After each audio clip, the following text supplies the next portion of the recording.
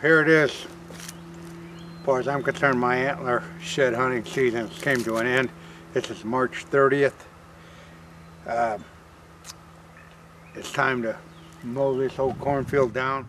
It's been completely gleaned of all the corn, which is a good thing.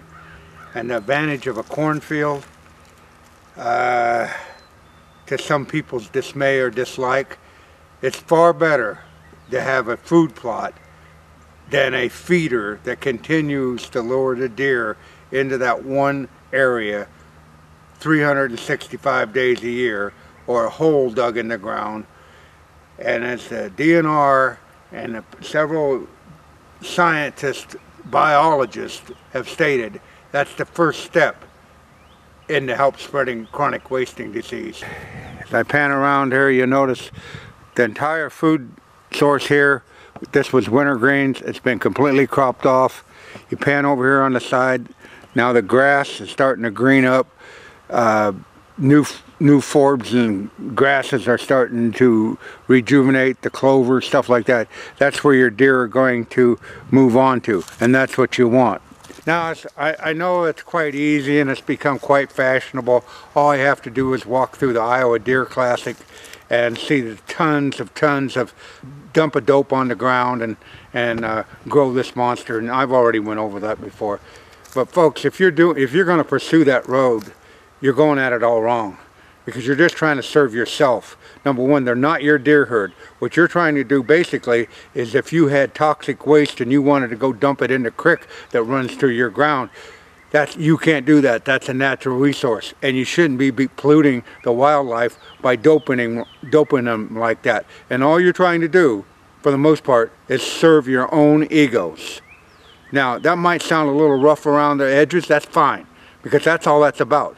You're trying to grow, this ground in Iowa will grow this without all the hype. If you look around this ground, there's not a deer track on this.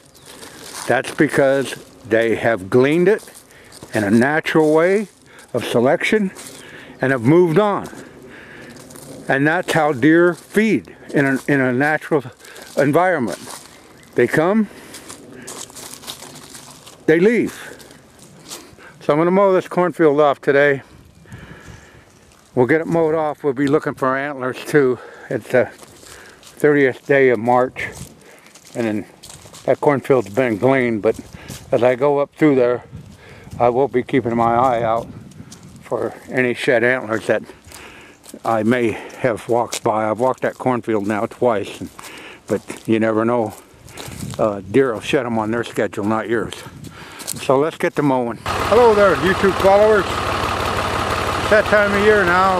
Start thinking about food plots. It's the 30th day of March, and we're going to mow this old cornfield down behind us, get that residue chopped up. And it's still too wet to do it, and you could done some frost seeding, but still a lot of moisture in the ground, which is natural. So planting season's still a month and a half off. So like I said, we're going to mow the cornfield down today. That'll it'll start drying out faster, because right now it's got a lot of residue and shade on it. But this will get it on its way to being turned over. As I mow this, I'll be backing up.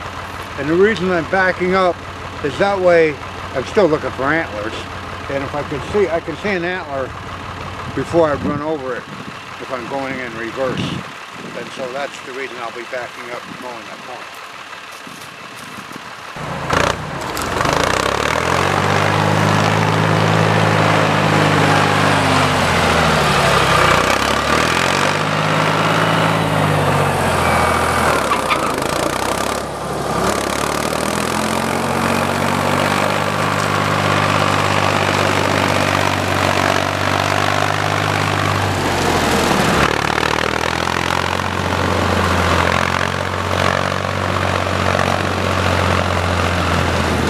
Step in field prep was a little muddy, you can tell on that back wheel of that mower, and we'll get it moving along.